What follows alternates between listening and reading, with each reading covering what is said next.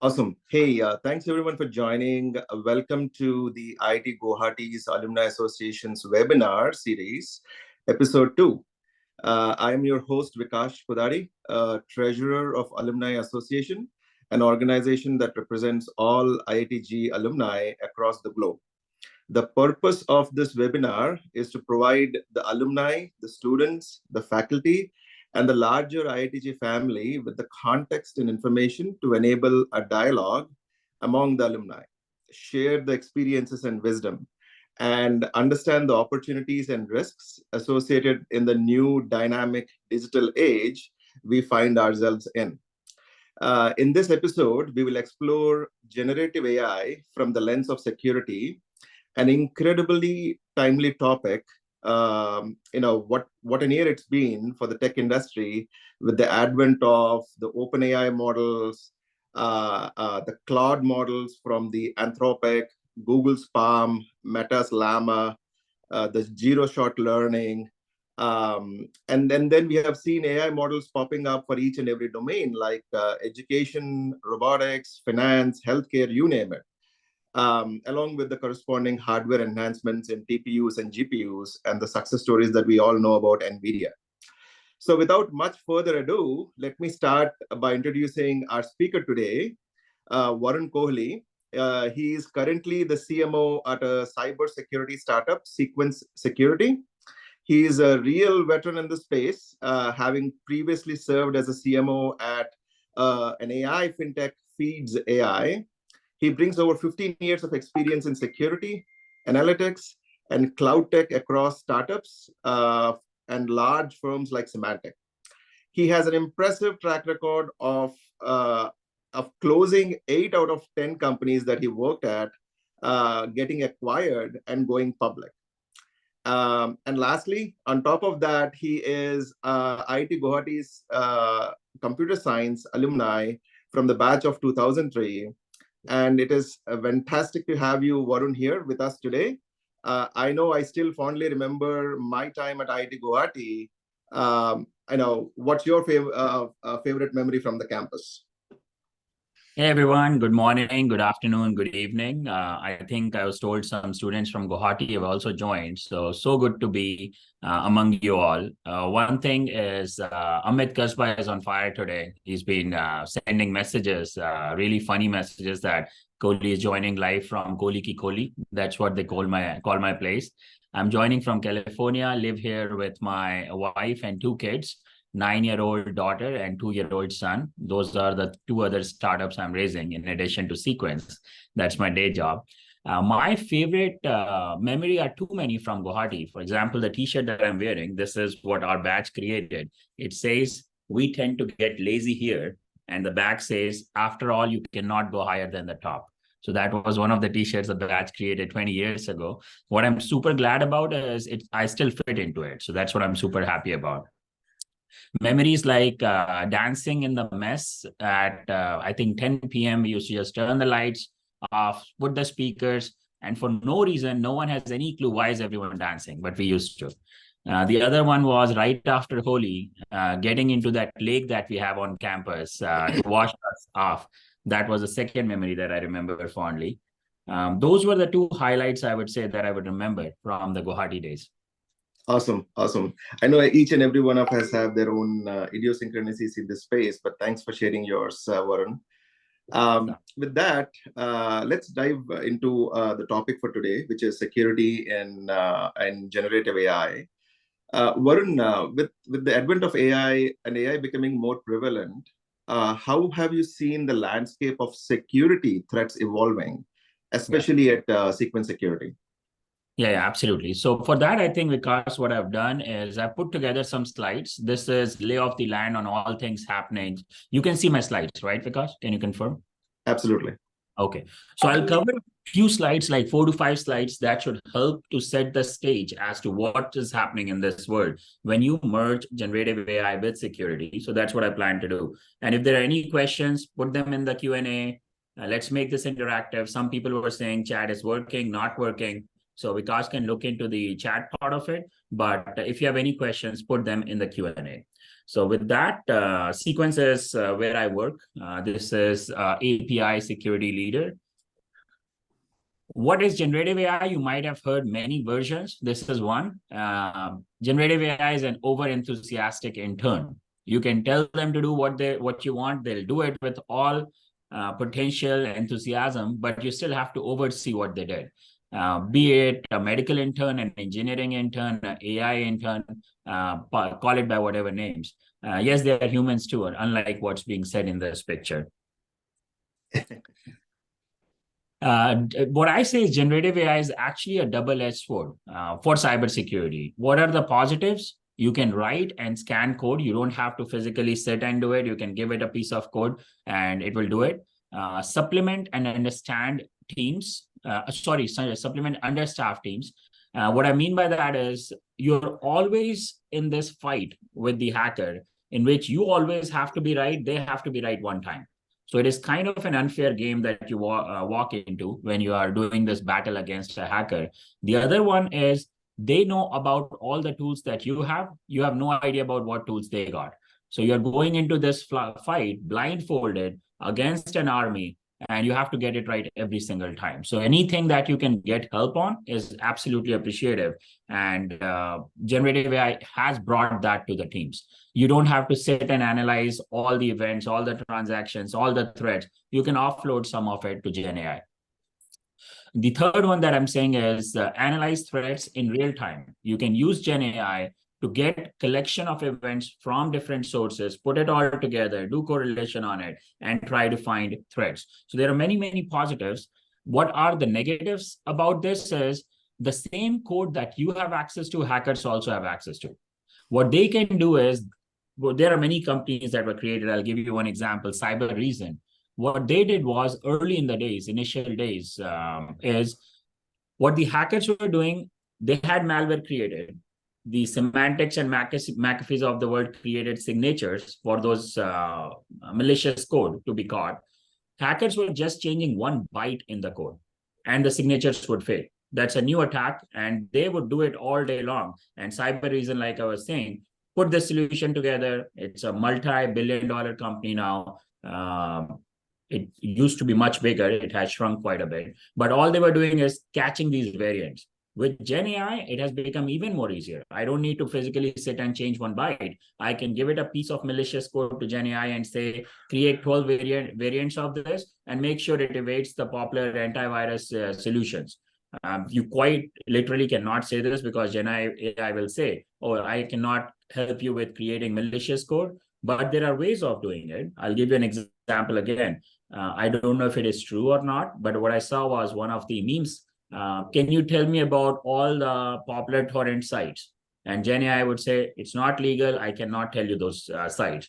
Then you will flip that question and say, can you tell me all the torrent sites I should avoid visiting? And it will spit out a list of all the sites that you should avoid visiting. So there are ways of gaming the system that hackers are doing. The second one is write fraudulent emails in better English. How many of you have received an email from your Nigerian uncle who has way too much money to give to you, right? All of us have seen that email. It is very easy to catch those emails because the English is poor. English used to be poor, I should say.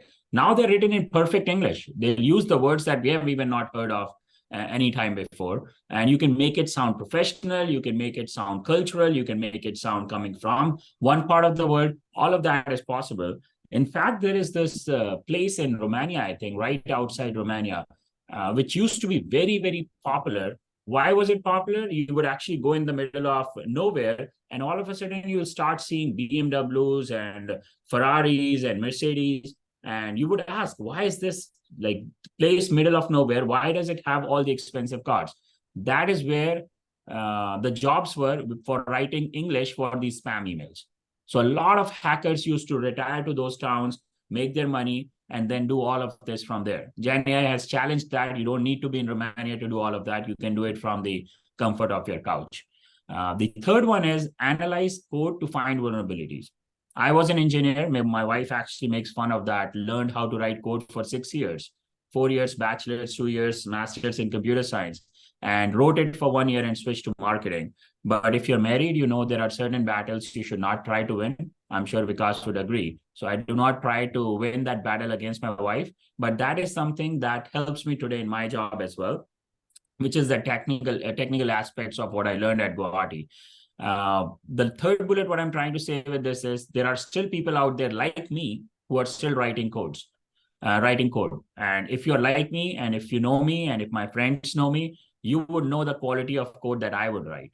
I'm so glad that I'm not writing code these days, because of which we don't have many more cyber threats. If I was still writing code, there'll be plenty of cyber threats out there. There are holes. Doesn't matter how good of an engineer you are, there are holes that will be there. Even if you write a perfect code, there are ways to hack into those organizations using business logic flaws.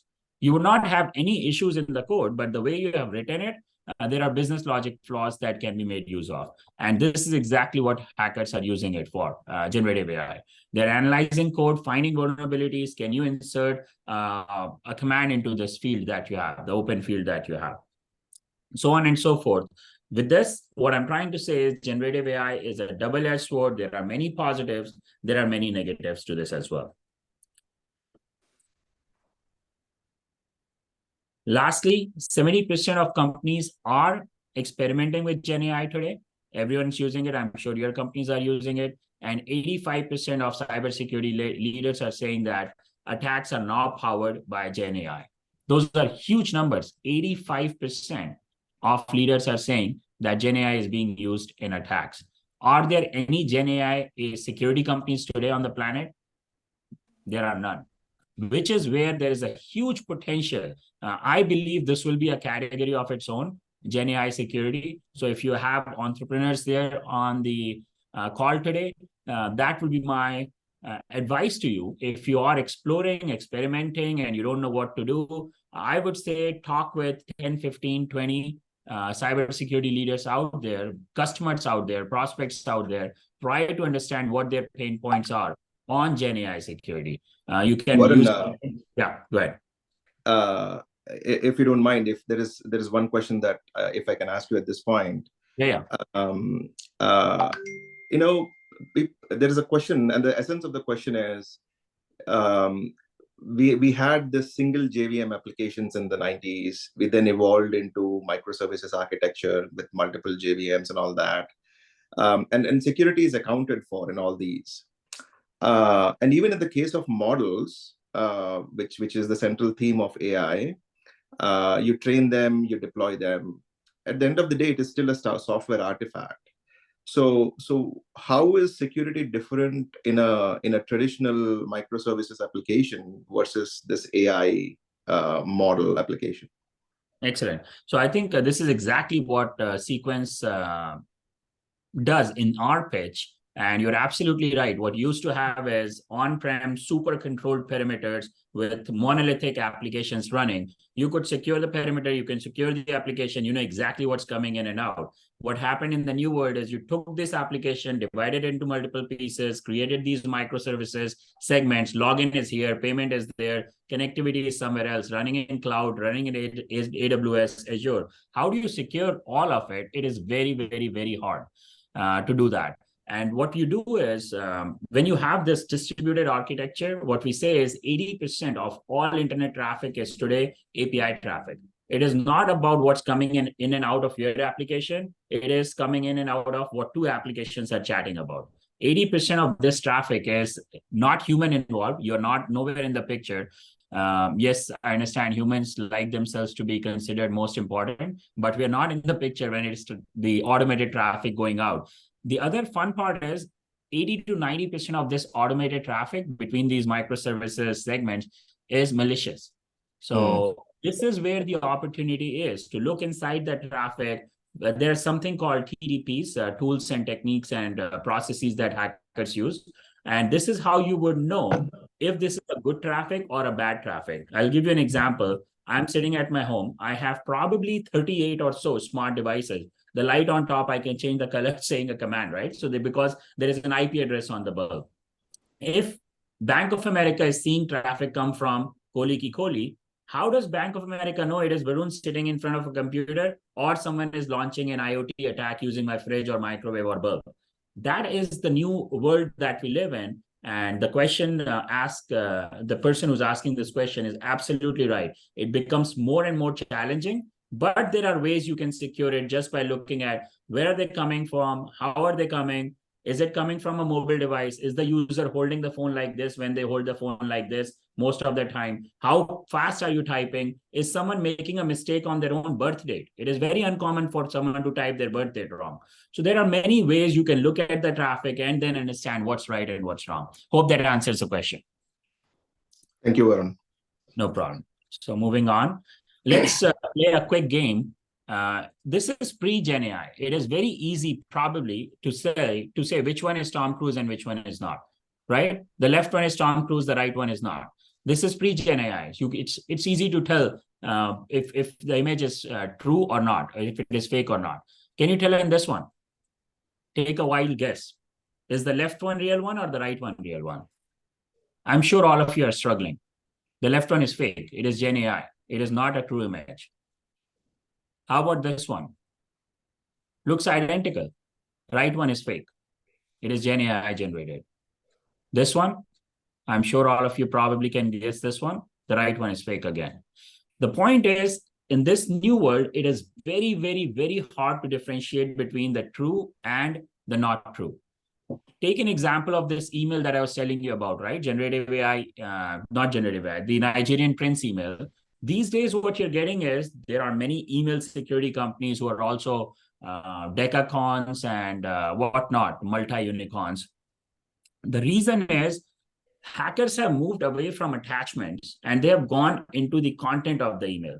On the left-hand side, this is my CEO sending me an email. If you pay attention to the email address, some people actually have this hidden. You will not even look at the email address. You'll see a Maya Talwarkar sending an email to Varun. Hey, Varun, I want to be appreciative of our employees. Keep this hush hush. Don't tell anyone. We want to send them gift cards. Can you help me purchase these gift cards? No attachments, no links. Someone has to read this email, understand this email, and then if they know security or not, they would actually, there is, I think, a hand, so we can get another question, but they'll actually send these gift cards out. It happens. Accounting people are not security major. Accounting people do not understand all of it, and they would do it. This is called spear phishing attack. Phishing attack is you just spread a wide net and send it to everyone. Spear phishing is, you know, who are you sending it to? What do they do? How do they react to these things? And then you send 1 or 2 or 5 emails. You don't send 500 emails. Imagine changing that into the right-hand side. Is this real Ameya or not? What if he recorded a video and then sent it to me? Would I still question that? It looks like Ameya. He speaks like Ameya. All you need to do is just take maybe a webinar from Ameya, feed it to Gen AI, and then give Gen AI an email, and it will speak that email in Ameya's language. It will create that video. So the future is very, very dark, I would say, if these things start getting combined. And the opportunity is also very, very bright if you can find a way to find these things from real and fake and provide solutions to enterprises. Nothing exists today. Is there a question, Vikas, before we move forward? Yes, please, Varun. I think there is Suraj had a question. Suraj, do you want to please go ahead? Yeah, I have, Varun, a question around what sort of opportunities you are seeing, especially in Silicon Valley in California, for security for Gen AI and Gen AI for security. Yeah, I think that's exactly what we're talking about. These are my few slides, the next couple of slides. Suraj, thanks for the question. So you teed me well with those. So let me show you two. And if it doesn't answer the question, please come back and ask it. So what is the reaction of enterprises to this? That's pretty much what you were, I think, trying to ask. And how can I use Gen AI for security as well? So that's my next slide. The enterprises are struggling. They do not have a clue as to how do I put my arms around everything happening on Gen AI. This is Samsung. What was happening is a couple of employees were asking Gen AI to help out with the code. Little did they know the code that they're pasting on Gen AI or Chat GPT was actually sensitive intellectual property. What do you do about these things when you're putting these snippets on to Chat GPT or generative AI, and these are intellectual property? Not only are you sharing it with the large model, I don't know if someone can strip out this came from Samsung and this is an IP of Samsung, But if someone intersects in the middle and becomes a man in the middle, you are giving keys to the kingdom to those people. So how do enterprises get their arms around what should be shared, what should not be shared? And like with security, what's interesting is anytime a new technology comes, security goes hand in hand. Example, if virtual machines come, virtual machine security becomes a thing. Cloud comes along, cloud security becomes a thing. Mobile comes along, mobile security becomes a thing. Now GenAI is the talk of the town, GenAI security is becoming a thing. All these are multi-billion-dollar categories. So keep your ears and eyes open as to what is it that humans are doing today, and just attach security to it. It will become a category and a huge thing. It's like I've always been in security 15 plus years. Fortunate to be able to be at these security companies, but it's like insurance. It was there 50 years ago. It will be there 50 years from now. It has a decent CAGR. CAGR is the by rate at which it is growing year over year, and it is growing at some of the fields within security are growing at 30% or more on an average. So this is a good field to be in. And as I said, enterprises are struggling as to what to do with it. Less than 15% of organizations have a Gen AI policy. So imagine if everyone out there is just pasting everything on the generative AI portal. So teams, first of all, don't have any ideas what's being pasted. Second of all, they cannot comprehend even if they come in the middle. Third, they do not have policies on what to share, what not to share. Fourth, they have no controls. So if employees are not listening and doing something, they have no controls. So there are multifaceted solutions that will be coming in this field. With that, second part of your question, Suraj, was how are companies using Gen AI? So there are some examples out here. You'll see on the left-hand side, we are one of the first companies, Sequence, who have launched a Gen AI tool. This is for the positive part of it. How do I use Gen AI for securing? So imagine you have API traffic going out there and you have no idea how to write a test case for that API. What we have launched is you'll ask Gen AI, help me write a test case for this API, and you'll write it in plain English and make it compliant to PCI. Now change that test case and make it compliant to GLBA, make it compliant to SOX. So you, like I was saying, understaffed teams can use this. So you don't have to be a GLB expert, PCI expert, SOX expert. There are ways you can do this. Others, Google Cloud just introduced 2 weeks ago, Duet AI. Before, Tenable brings cybersecurity, Gen AI with Exposure AI. CrowdStrike launched Charlotte AI. These are just some of the examples of what these companies are trying to do. All of this is using Gen AI for the positive. The thing that I was talking about earlier, how do you put controls on Gen AI? There is nothing right now, pretty wide open. I think those are all the slides that I had for today. Let me just click. And we still have discussion going on, but I'll leave this on just in case you want to reach out to me on email or on LinkedIn. I'll leave it on for a few minutes, take note of it while we take more questions. Yes, Vikas. Thank you, Varun. That's very insightful. And how the industry is adapting to this new wave of generative AI, which appears to be groundbreaking in every sense. Yeah. I think there is one more question from Krishna. Krishna, do you want to go ahead? Yeah, because first of all, thank you, Varun, for taking this time to share your knowledge, experience. I know you have a very vast knowledge and experience around the cybersecurity and security in general. So thanks for taking this time to share your stuff with us. My question goes back to your API security, right? Like you talked about there's so many uses of the APIs across microservice architecture and so on, right? So the question goes back to the very basic fundamental of security. Like if we encrypt and put the authentication layer around all the API communication, would that not be sufficient that this generative AI kind of gig can take control or can impose more threats? That's my question. Yeah, I think that is one of the approaches. It cannot be the only approach. I'll tell you why. There are some problems with that approach. Number one, what enterprises are struggling with today is, number one is they don't know about how many APIs do they have. So if you take an example, I'll give you an example of Aramco, world's largest organization. When we ask their CIO and CISO, how many APIs do you have? Middle Eastern company, the CIO goes like this. brings up his WhatsApp and sends an audio message. How many APIs do we have? Sends it to 6, 7 folks. And the answer comes back a few hours later as 43. A small enterprise with 1,000 employees today likely has 20,000 APIs. And the world's largest organization is clueless and thinks they have 43 APIs. Yes, you can put authentication controls on those 43 that you know of. What about the ones that you don't know of? What about the ones that just got created last night because a developer has a credit card, they can swipe and open a new instance and throw another API? So putting in authentication, that's number one. You don't know where to put that authentication layer. Number two is, even when you put authentication, there are other kinds of attacks that can happen. A bot attack can happen. A business logic abuse can happen. iPhone just was launched 2 days ago, 3 days ago, right? So we were in the middle of it. We were processing all the transactions for two of the largest, T-Mobile and Verizon. All of it went without a king. But what if there were attacks on that infrastructure when you're doing these things called hype sales?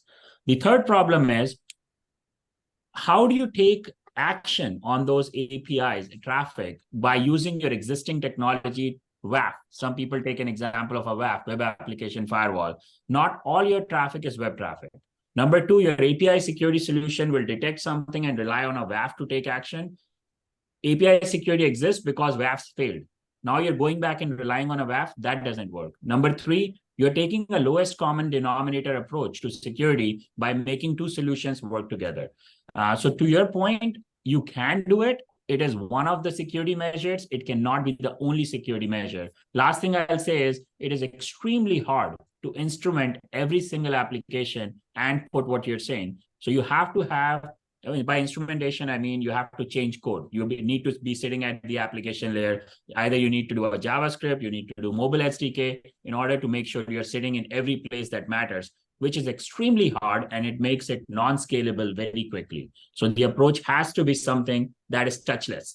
So though for those reasons, you don't know where to put it. It is hard to put the locks in. How do you put that lock? So there are a number of reasons why that would work, but then also not work in certain cases. Hope that helps, Krishna. Yep, thanks. I think there is one more question from the audience. Amit, would you like to talk? Yes. Thank you, Vikash, for giving me this opportunity to ask the question. Varun, you raised an interesting point that no single application, or there is no single way to security here. So what is the Swiss cheese model of security in this new brave world of generative AI? What are the different levels of stacking where you ensure gatekeepers, so that like in a Swiss cheese model, there will be no all the holes won't be stacked together, so there will be some spacing there. Got it. I think I got your question, Amit. So let me take a stab at it. If I did not, then please come back and tell me if there are any follow-up to that.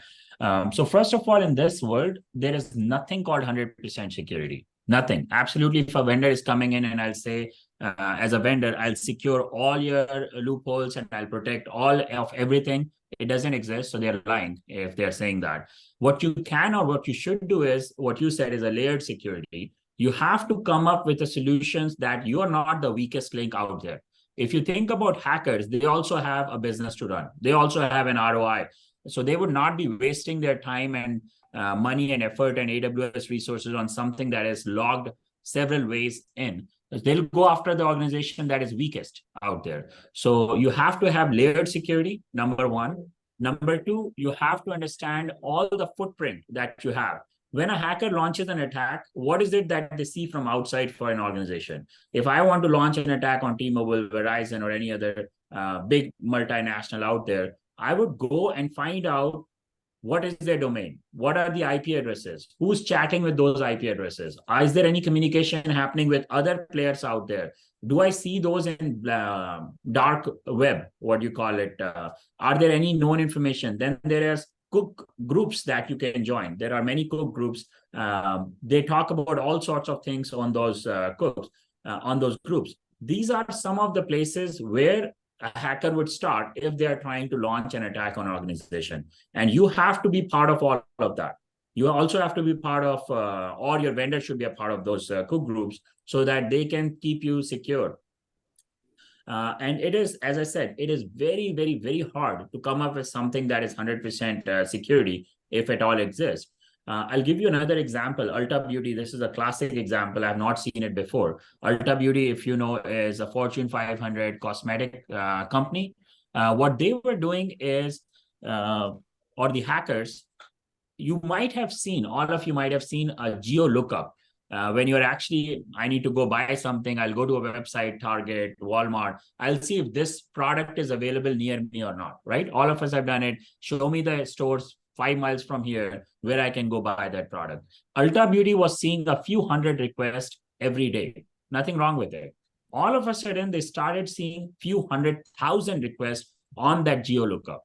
First of all, this is a partner. They're spending money in serving requests. This was an attack, bot attack. How does it matter? If it was a bot attack, people are looking for products. What's wrong with this? You would think. What was wrong is these products were expensive Dyson products. These were expensive perfumes.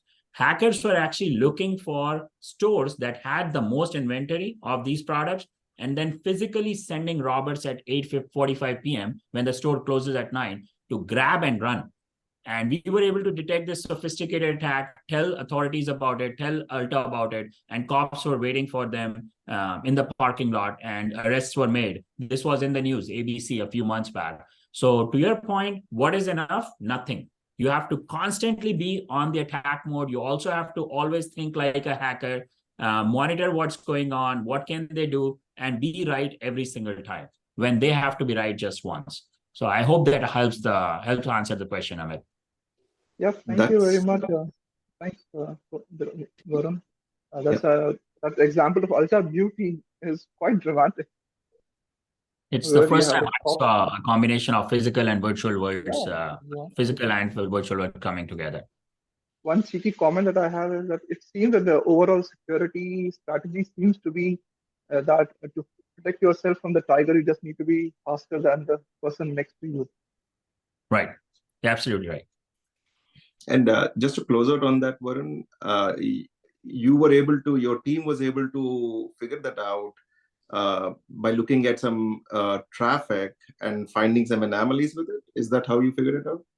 I think all of the above. Anomalies with it. Where is it coming from? Where else have I seen those IP addresses before? Have I seen those tools before or not? How quickly are they coming? Is that a machine or a part of a botnet? There are many things that go, like I was saying, TTP, tools, techniques, and processes that go out there in the background. It's a hard problem to solve. It's a very mathematical problem to solve. It's not basic IP lookup that can give you this. Yeah, absolutely. That's very interesting. All right, I have a number of people asking questions, so I'll just go in the order that I see on my screen. Category tech, would you like to go, please? Yeah, hey, sorry, this is Arun here. First of all, thank you, Vikas and IIT Guwahati Alumni Association for organizing this. Varun, thank you for sharing your expert insights into security domain and specifically Gen AI security. My question is more on the predictive nature. How can businesses be proactive about identifying the threats compared to being reactive? You touched upon some of the aspects. I wanted to kind of see what kind of research and experimentations are happening in the industry and what more needs to be done from your expert understanding and experience of so many years. Yeah. Thank you, Arun. Thank you for the question. You're absolutely right about you need to be a little bit predictive in this approach because otherwise it's too little too late. And how can you be a little bit proactive is anomalies is one thing. You have seen one kind of behavior. All of a sudden, you're seeing a different kind of behavior. The attack has not happened yet, but it is in the waiting before it happens. I'll give you an example from my previous life. I ran marketing for Feedsci. Feedsci is the only unicorn out of Portugal, and they sell into banks, fraud and anti-fraud and anti-money laundering solutions. So one of the technologies we acquired was biometric information. So when I'm logging into my bank, when I'm logging in on my phone, like I was saying earlier, I always log in using an iOS device. All of a sudden, bank noticed an Android login. Should bank be concerned about it? Probably. I've not logged into a bank account in this bank account for 15 years ever from an Android device. Has anything bad happened? No, it hasn't happened yet. But I logged in. I successfully logged in. The next thing I'm going to do is probably do a wire transfer if it is a hacker. And I generally always transfer no more than few $100. And that's going to IIT alumni, my friends, charity, etc., etc. All of a sudden, this wire transfer is $20,000. What can bank do? Like correlating these two types of events, he always comes from iOS. Today he's coming from Android. He always types with his right hand. Today he's typing from his left hand. The pressure on the phone is always this much. Today it is this much. So all of those things can be used to put another CAPTCHA in front of me. Hey, or two-factor in front of me. Hey, it just seems like there is some suspicious activity. Can you put in the code that I sent to your phone? Now the hacker fails because he has access to my login name password. He doesn't have access to my phone. So if a text is sent to me, he wouldn't have access unless and until he's also polluted my phone and he's also intercepting my messages, which is possible, but very, very hard to do, especially on an iOS. Android, it's relatively easier because you can install third-party APIs, third-party apps on the phone. On Android, on the iOS, you cannot. And mobile security is yet another huge topic. I can spend more minutes on it if interest is there, because one of the mobile security startups that we did a few years ago was Skycure, and that got acquired by Symantec. So there is some experience I can share from that point of view as well. Coming back to the question, there are signs, there are pre-signs before the bad thing happens that you need to keep a close eye on. And these things happen months in advance. Imagine what just happened with MGM last week. MGM, if you don't know, all their systems were down. And then 2 days later, I think Caesars it was, they had to pay ransomware to come out of that attack. So these are large organizations. MGM does not use one kind of an application, one kind of a hardware, one kind of software. How can their ATM be down and the gaming machine be down and their security cameras are off? Everything at one single moment. Why? Because this is a coordinated attack. It did not happen within an hour or within a day. It happened over a period of months when they got in, found a vulnerability in the ATM machines, then got in, found a vulnerability in the security cameras, then got in and then found. They waited and waited for months before they launched one attack at the single time. So there are many breadcrumbs, if you may, that they keep on leaving. What you need to do is keep a close eye on those breadcrumbs, as well as you need to correlate it with everything else that's going on. And that is how you can predict attacks as to what is it that might happen. And if you detect something, two-factor is one of the ways you can defeat it. There are many other ways. If you think this is really suspicious, log them out from it and then block that IP address or block that device from coming in. There are many ways you can do this control. Hope that helps, Arun. Yeah, absolutely. That helps. The only thing I'm kind of trying to figure out is one, when you talk about the personal device usage, I think that limits to identify these early. It kind of identifying that pattern, and if a person is using different devices, different times, different zones, traveling a lot, kind of stuff, it becomes difficult in those situations. Is what I'm hearing. And even for the businesses, I think identifying those real breadcrumbs, not false positives, is also a hard stuff to identify, and that's where I think the whole security space becomes more and more challenging, because all of a sudden new kind of breadcrumbs being left, which we don't identify, which we are not capable of identifying at that point in time. Yeah, and you're absolutely right. As I said, there's no 100% security. You can do your best in identifying these things. Another one that's very common on dating apps like Tinder is romance scam. Don't ask me why do I know about Tinder. I've been married for 16 years. That's not the reason why I know this. So that would have been my next question. So romance scam, we solved it for Tinder. They have probably 93,000 people that are getting secured. What happens with romance scam is you will be seeing some accounts pop up that will be a veteran, and people fall in love with And I think we did a campaign during Valentine's Day. Don't fall in love with a computer this Valentine's Day, because you think there is a human person. They will play with the emotions. They're perfect in writing messages thanks to ChatGPT. And you would send them $20 for our flowers. You'll send them something, and then all of a sudden a message shows up. Hey, I would love to come see you. I don't have money to buy the flight ticket. Can you buy me a flight ticket? Can you send me money to go make this trip happen? And that is where the romance scam kicks in. And on an average, there is $12,000 being spent on romance scam today in the United States alone. So your point is absolutely right. There's no 100% security. If you detect all the way, you can curb hundreds of thousands of dollars or millions of dollars of fraud, and there will be fraud that will go through. Trust me on that. There's another great example from Feedside days that I have. If a credit card is stolen, the pattern that we saw, and it's like one attack will go in, but that saves probably, or that leaves $2,000, $3,000, $5,000 that you wasted. But if you learn from that attack, you would have saved $5 million on the back end. The example that I'm about to give is one of the stolen credit card. The hacker started at one point, went to the Apple store, bought an iPad, bought a phone, nothing wrong with it. They had a credit card, they swiped it. You can't detect it. There's nothing wrong with it. Then they started driving, went to the next Apple store a few miles away, did the same thing, started driving, took a lunch break. They were inactive for 2 hours, then drove back through a different route and started buying more Apple products. There is time that will be used to detect this activity and then stop it, and then stop them from doing it in the future. So there is, like in AI and ML, there is learning that needs to happen. But once you detect it, this kind of attack cannot repeat. Yes, you lost $3,000. This is what's called chargeback, if you know, in credit cards. And chargeback is a thing. It's much more expensive to pull anti-fraud solution and put it in place than paying these few $1,000s. So all of you have gone through it. How many of you received a new credit card? I just received mine 2 weeks ago. So these things will happen. There are only two kinds of people on the planet. One who have been hacked or breached, the other who don't know about it. There's no third kind. So even our kids who are just born, their data will be found on dark web. Awesome. Cool. Yeah, thank you, Varun. Yeah. Hey, just in the interest of time, there's so many other questions coming in. Aditya, I see next in line. Would you like to go?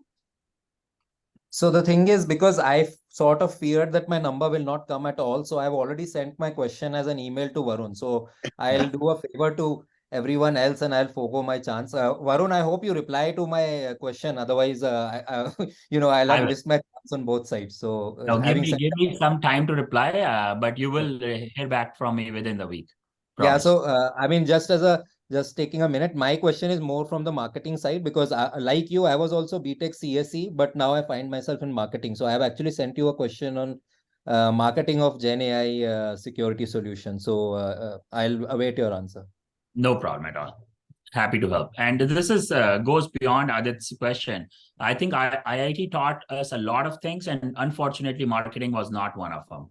So I have learned it the hard way, 20, 15, almost 20 years.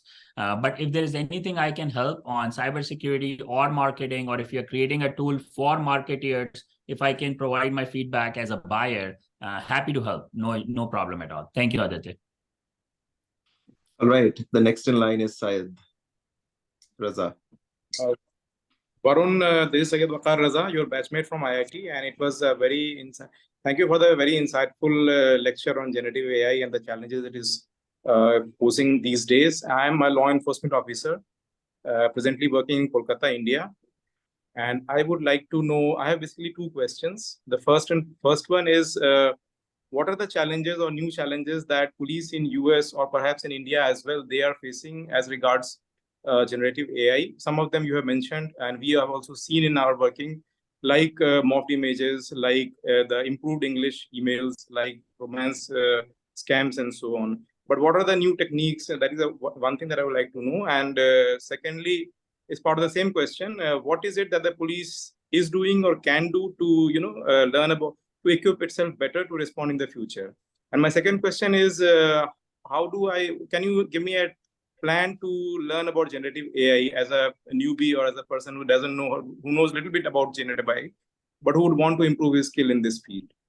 Excellent. Varun. So good to hear from you, Syed. Syed, everyone is my batchmate and one of the only ones who is actually an IPS officer. So kudos to you, Syed, for doing what you do and keeping the nation safe. So kudos to you on that. So I'll try to answer your question, the twofold question that you asked.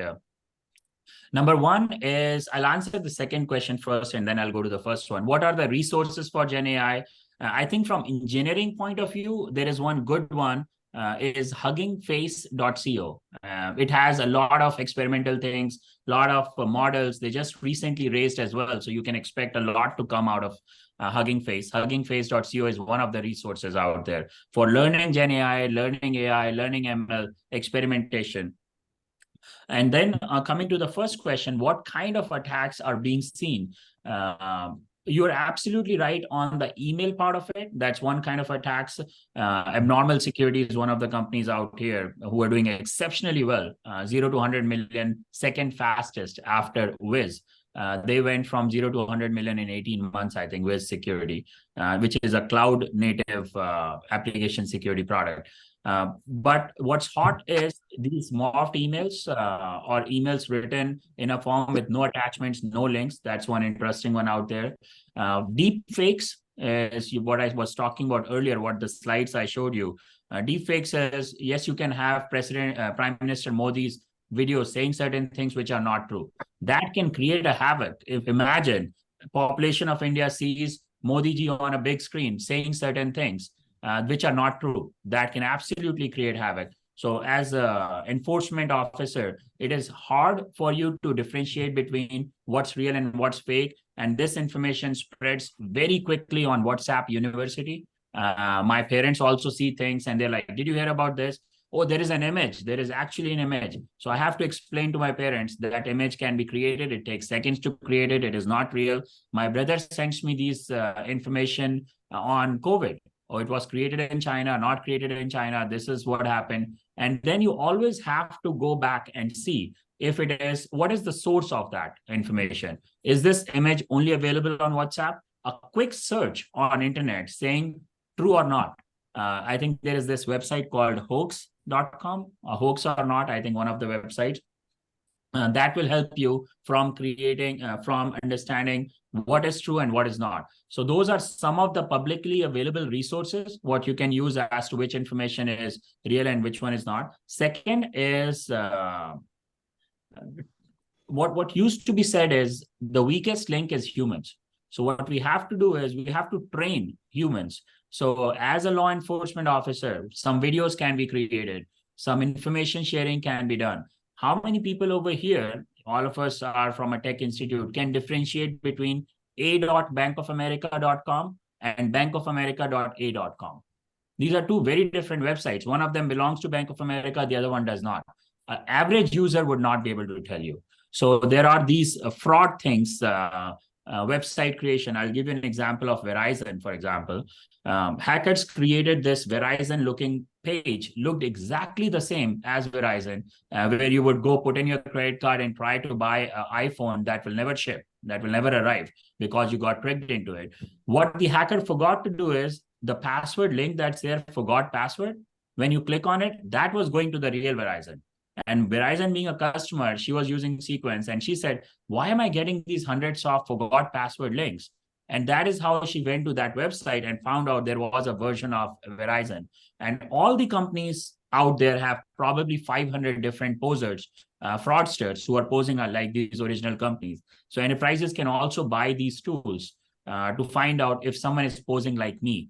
So there are those, some of the ways, I think, user education, law enforcement education. Some of the new attacks are on deepfakes that I'm seeing, and email with no links, no attachments. And all of us have heard of, I'm sure, Jamtara. You get a phone call and you say, oh, I'm so-and-so. You have just won something. What is that OTP code?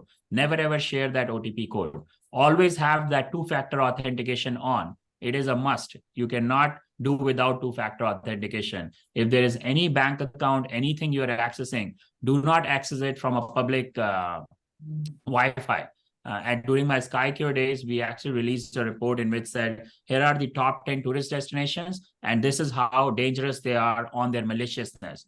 it is highly likely that you will join a fake Wi-Fi network if you take your phone out and connect to free internet at Times Square. So those are some of the ways law enforcement can actually put their arms around it. Hope that helps. Thank you, Varun.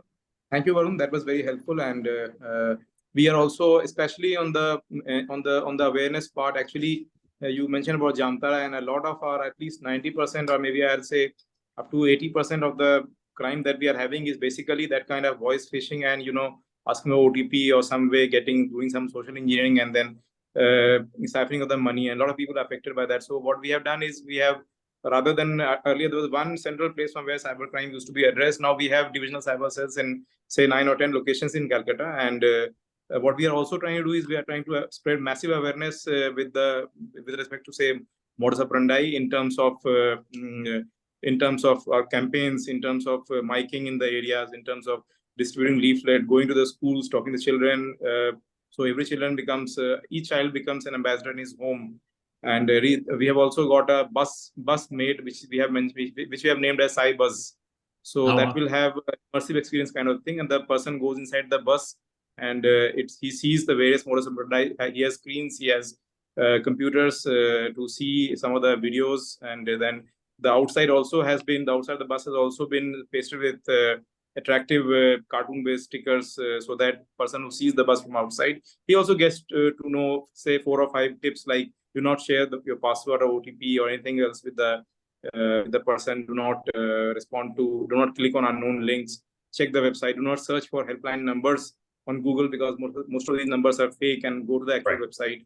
So these are some things that we are doing, Varun. Thank you so much for your excellent. For your No problem. And I think last thing I would say to add is get some kind of regulation created, because people are scared of doing certain things because the fines are heavy. And if the act is toothless, which is pretty much California Can Spam Act, it's toothless. But on the other front, GDPR in Europe is very strong. So enterprises are also forced to put things in place. Banks should be forced to put a thing in place. Another thing I did not talk about, get reminded, is deepfakes on the voice front. That is something to be explored. A lot of banks say your voice is your password. So when you log in and I say, this is Varun Kohli, I don't need to give them a password.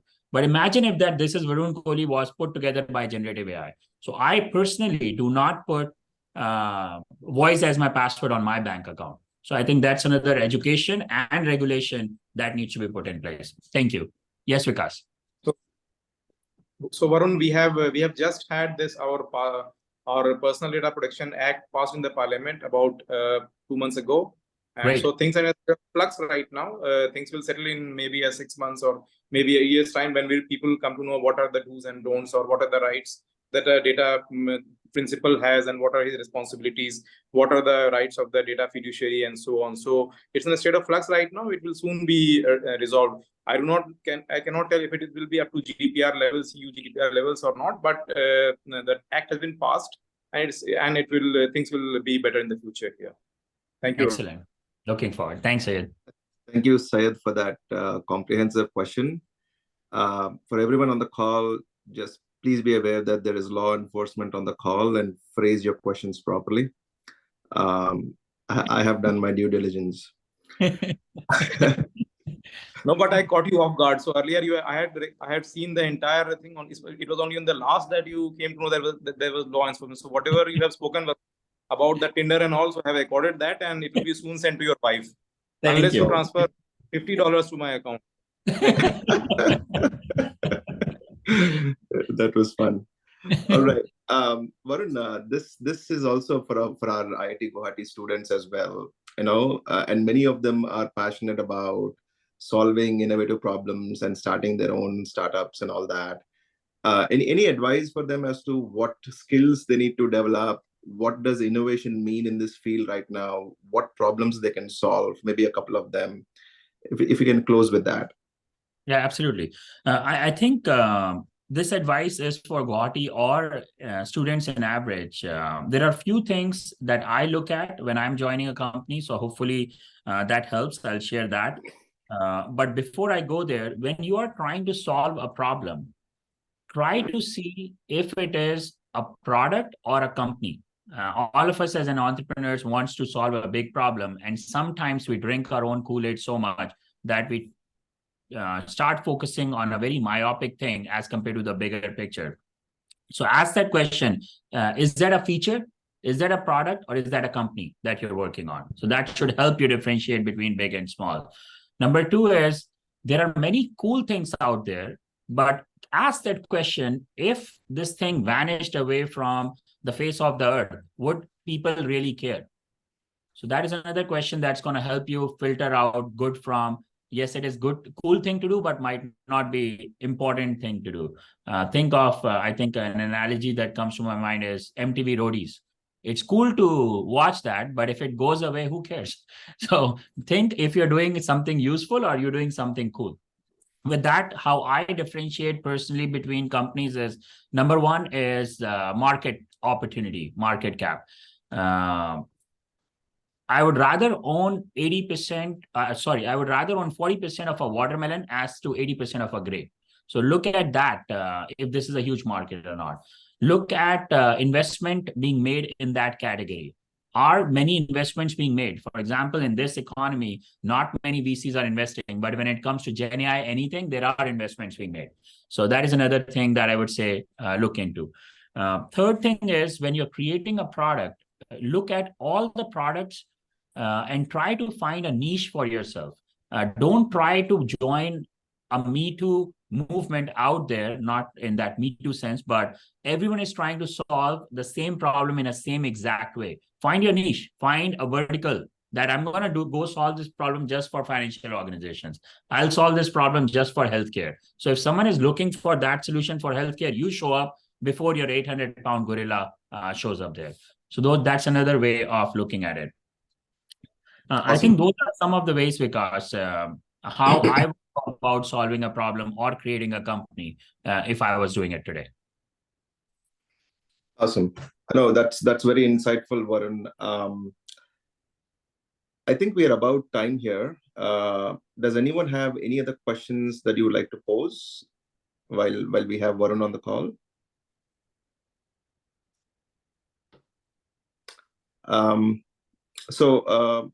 Just take the next minute or so to think about it. But Varun, thank you so much for taking time for us and educating us on what security means in the complex landscape of APIs and generative AI. I think this is a very burgeoning field right now, and there's a lot to do. There's a lot of opportunity for all the alumni and the students to do here. And the insights that you provided hopefully will give spark some curiosity and answer some question that they will go ahead and take an action on.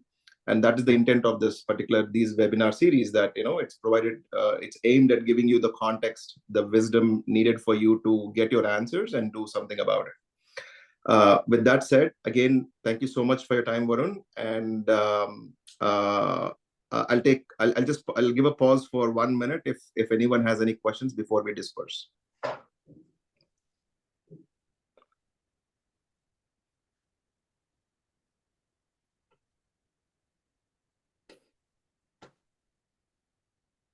All right. I think with that said, that's all we have for today. And I appreciate all the audience's time as well. And we look forward for the next session. Thank you. Thank you, Vikas. Thank you, everyone, for joining. I just saw one of the comments saying, Papa, people used to call me Papa. I'm the Papa Kohli. There were 2 Kohlis in the batch. They're saying they still remember my month-end performance for final year. The acting was good. Thank you for remembering that. And thanks, everyone, for joining. See you later.